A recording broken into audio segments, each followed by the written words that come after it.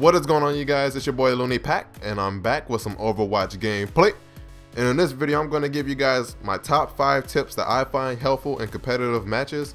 So I know a lot of you guys either play competitive to either climb the ranks and or to get the golden gun for your main hero, or more golden guns for your other main heroes in different categories. So if you want to increase your chances of winning every game in competitive to climb the ranks and or to get golden guns for your characters, then you came to the right place.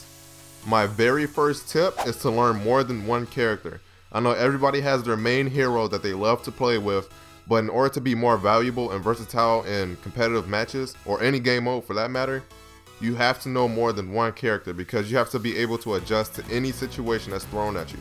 So for example, my main characters in each category. For Assault, I use Soldier. For Defense, I use Main.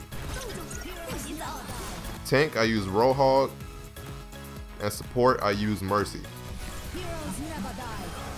Now, just because you learn one character in each category, that doesn't limit you to that one category. Try and branch out and learn other characters, maybe go into quick play for a couple of hours, and you can get good with anybody within, a couple hours of playing, just eliminations, quick play, anything besides competitive, because you don't want to go in fresh with a brand new character if you don't know how to use them, because that'll only bring your team down and bring you down because you're going to lose. And I know you guys don't want to lose competitive points, and you guys just want to, actually win to get the benefits of it.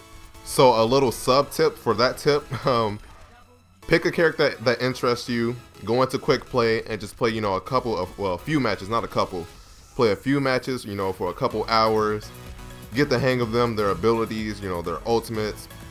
Just get the feel of that character, and once you feel comfortable with them, you can jump right into competitive and do your thing with it and win games. Now my second tip kind of branches off the first one, which is know when to switch characters. So say for instance you have a team full of short range and medium range heroes, and a Pharah comes up on the enemy team.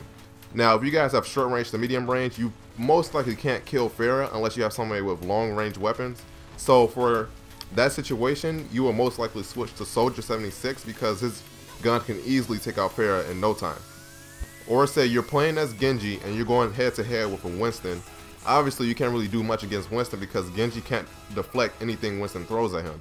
So for one thing, you will either switch from Genji to, again, Soldier, or maybe Pharah, or anyone that can counter the enemy team.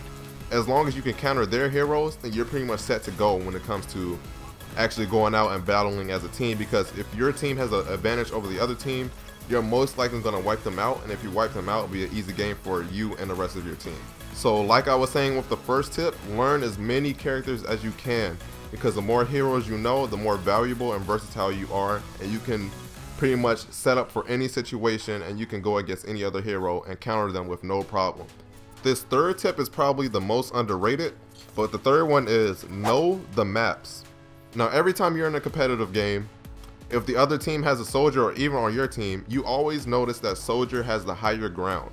Now unless the other team has sort of a long range character, or even a medium range character like Roadhog, if he gets within range, he could pull Soldier closer to him. But the whole point of Soldier actually standing up in higher grounds, it gives him a clear line of sight for everybody, and not a lot of people look up. So by the time you actually notice Soldier is above you, your health is either halfway done or you're getting distracted by him, so his teammates can come and wipe you out. So that's why map placement and map knowledge is very important, because the more you know about a map, you know where to be, when to be there, and how to execute when you're in that area. Now map knowledge is probably, like I said before, it's the most underrated tip anyone can give you, because a lot of people don't think about this. Because say if you have a Genji and he knows what he's doing, and he could go around and flank the other team to weaken them and distract them, so your team can come out and wipe them out. Like, that brings a lot of value to the team, and if you can do that consistently, you can win almost any game just doing that strategy alone. My fourth tip is kind of an obvious one, but communication is key in any competitive game, or any game mode really. Communicating is the most overlooked factor because no one really knows the power of it. If you have a mic and you communicate on a consistent basis with your team, you notice that your teammates know exactly what the situation is, how to get over there to your specific spot, and how to handle that situation depending on, you know, what's going on. So if you have a mic, use it to your advantage, because I know you and your team will appreciate the communication going on. Because like I said, everybody will know what to do and where to be, and it just makes things 100 times easier. So that's why I highly recommend communicating. And if you have a mic, if you don't have a mic, at least use the preset like voice lines that Overwatch gives you. Those are useful too. You can let people know when you have your ultimate. You know, you can give thanks to people if they heal you or save you. You know, those are really useful too. So if you don't have a mic, or you choose, you know, not to use it, at least use though at the bare minimum. My last and fifth tip is probably the most obvious, but it's stay as a team. Now, when you stay as a team, it's hard to get singled out, and the only way you can get singled out is probably by Rawhog pulling you, Lucio pushing you, or Pharah pushing you. But even then, it's easier to regroup that way than getting singled out and dying and then have to respawn and then walk all the way back to the objective. You know, it just makes things 100 times easier. When you move as a union, you can team shot the enemy team, you can single them out, and it'll be much easier for you guys to take them out and then just push forward. Regardless of what the objective is, you know, you guys are more bound to win staying as a team rather than being singled out. But that's the end of my video. If you guys enjoyed this video, please leave a like down below and also subscribe to join the pack. And I'll see you guys next video.